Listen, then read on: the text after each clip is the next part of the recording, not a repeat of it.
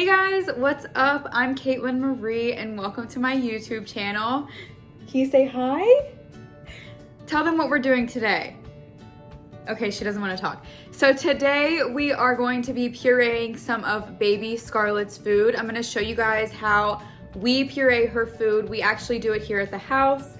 We puree all her fruits, veggies, you know, all that good stuff, and we make it here at the house instead of going out and buying store-bought puree, just to give us a peace of mind. That's something my fiance, her father, and I agreed on before she was even born. We were going to make all her food here at the house and puree it ourselves, just because that's what makes us feel the most comfortable. And I know that's really popular these days.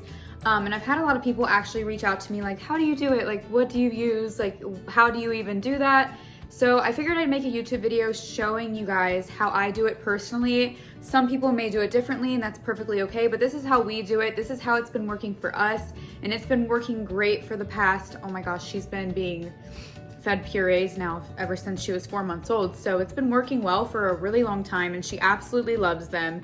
And I'm gonna show you guys from the puree, how we store them, what we store them in, how I make them, how I cut the food, all the things in between.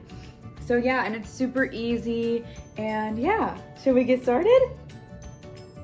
Yeah, okay, let's show them how we do it. And most of this video is going to be a voiceover. I feel like that's just gonna be the most easiest way to show you guys how I do it, instead of standing here pureeing and then like turning around telling you what I'm doing. So I'm gonna set my phone up and then voice over what I'm doing in the video, because that's just gonna be easier. So if you want to see how we puree her food, then keep on watching. Okay, so first and foremost, we have our handy dandy cutting board, and now we're gonna get out our banana, our prunes, our apple, and our spinach. And this is Scarlett's favorite puree combo, so I always make this for her. She absolutely loves it.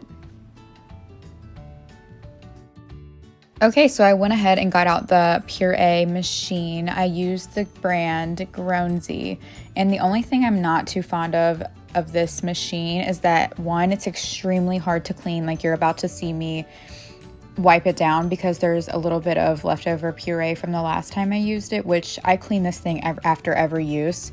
So the fact that there's still food left on it is seriously so annoying. It's so hard to clean.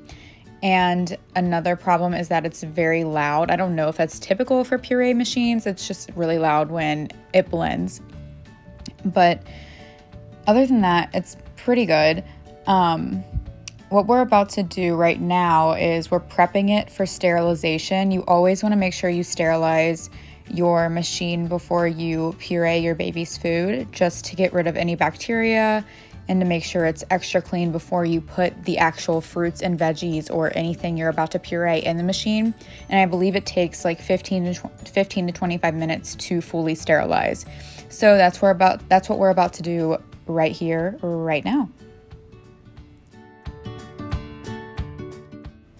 And what I'm about to do is fill the puree machine up with water. I just take a half cup of water and fill it up to the max line. There's a line in the machine that you'll see when you go to use it. I always fill it up to that line. You necessarily don't need to, but I just do it because it runs through the sterilization and through the puree process, so you don't have to keep refilling it through the entire puree process.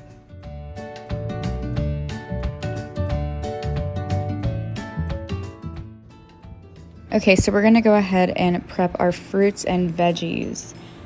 So we're gonna start by putting our spinach in this bowl because we obviously don't need to cut that, and same with the prunes. They puree pretty well without chopping them into small pieces, so we're just gonna throw them in that bowl right there. And that's the bowl where we're just gonna put all of our fruits and veg when we're done chopping it up. Okay, so I'm gonna go ahead and peel this banana, and yes, I peel my bananas from the bottom up, and that is the right way. Don't come for me. Okay, so I split this banana between myself and Scarlett. We don't use a full banana in her purees because they get a little bit too thick for my liking, because we get Chiquita bananas, and them bananas are thick boys. So I eat this half and I give Scarlett the other half. Now we're just gonna chop the banana up into really small pieces. Bananas puree really well. They blend super easily, so you don't have to chop them up super small, but I still like to cut them in the smaller pieces just to be safe.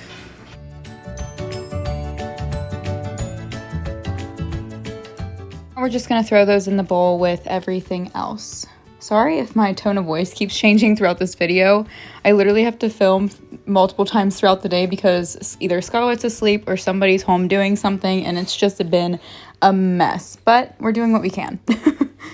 Now we're gonna go ahead and peel the apple, and I have an apple peeler, but that takes way too long, and I really needed to get through this video, and I really needed to just get this done. So we're just gonna do what we gotta do. We're gonna peel it to the best of our ability with this handy dandy knife. And yeah, I really don't use too much of an apple in her purees because apples actually like make it super watery, like, and saucy. So I use just a couple slices of the apple, and I actually do cut these up pretty small just so they blend extra well in the pureer. All right, now we have our bowl of fruits, veg, and all the things, and now we're gonna go ahead and puree it. Okay, so I went ahead and put the fruits and veg in the puree machine. I totally forgot to record myself removing the lids and things after sterilizing it, but just make sure when you remove the lids you use a oven mitt, just like that. Just make sure you use an oven mitt when removing the tops, just like that, because they're super hot and steamy when you take them off. So yeah, I just wanted to throw that in there because I totally forgot to hit record. But after you put your fruits and veg in your pureer, just pop your lid back on, and then make sure your water is filled and pop that lid back on, and then I'll show you guys how you start it. Okay, so the start button is right there at the bottom, and then you want to hit auto, and then the plus and minus sign is the minutes. The highest you can go is 25. I set it, actually, I don't know if it's 25. It might be 30. Don't quote me on that. But I set it to 25 because I know that's the amount you have to cook it to puree veggies, which we do have spinach in here. So that's why I set it to 25. And now it's blending. It's been blending for about 3 minutes now. It starts the blending process at the 3-minute mark, which I absolutely love because it really reassures you that everything is going to be the perfect consistency for your little one. So, but you know, you still do want to test it out before you give it to your baby, but it does blend very well. I've never had any issues with it. Okay, and once it officially stops blending, we're going to take the blender out. We're going to unplug the machine, and we're just going to go ahead and move that out of the way for now. Be sure you pour the water out of that before you put it away for the day. Okay, so now we're gonna go ahead and get out our mason jars, and we got 4. I think I made enough for 4 jars. I don't fill them up all the way because she doesn't eat full jars of food. She eats about 2 half jars a day. And make sure you grab your mitt before you open up your puree machine because remember, that is hot, it's going to steam. And if you don't have your mitt, you will burn your hand. I am a product of that experiment. It's happened to me plenty of times. And first we're just gonna take it and we're just gonna dump some in because it's just easiest and the fastest way. And you know, if you have a little baby at home that's on the go, you just wanna do what's quick and what's easy. So first we're gonna start off by pouring it in the mason jars. And next we're gonna grab the oven mitt again and we're gonna take out the blender piece and we're going to get all the food off of that by just knocking it in.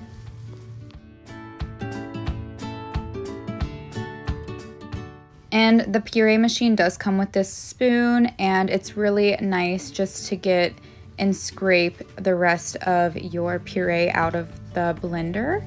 And it really gets in there and grabs the rest of the food that you weren't able to get by just pouring it in. You can also just use like a regular spoon, but I just like using what it came with.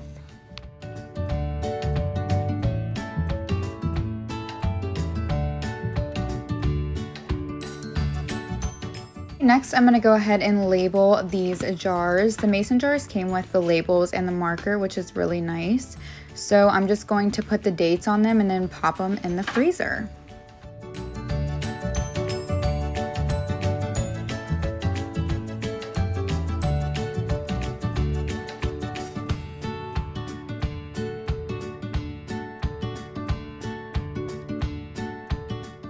Okay, and this is the finished product. You do want to leave the puree sit out for like 5 to 10 minutes before you pop it in the freezer, just to avoid foodborne pathogens. So just keep that in mind. Okay guys, that is it for today's video. Sorry I'm being really quiet. I just put Scarlett down for a nap. It was really hard to film this video because she was just insanely fussy the whole entire time. So I'm sorry if it was like kind of everywhere, but I hope you guys liked it. I hope it was kind of informative. I hope you guys learned something. I will be linking the puree machine that we bought in the description below. It's literally off of Amazon. And I can link the little mason jars that we use. So yeah, that's it for today's video. And if you liked it, give it a thumbs up, subscribe to my YouTube channel. And yeah, thank you for watching. Bye guys, see you in the next one.